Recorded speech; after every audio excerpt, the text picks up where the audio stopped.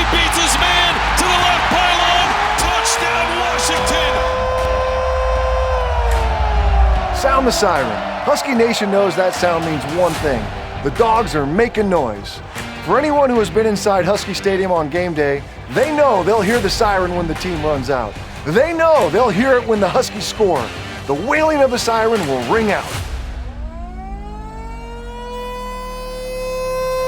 The sound is part of the stadium.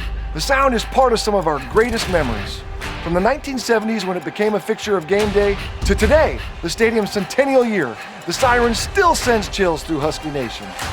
Today, the siren still means the Dogs are making noise.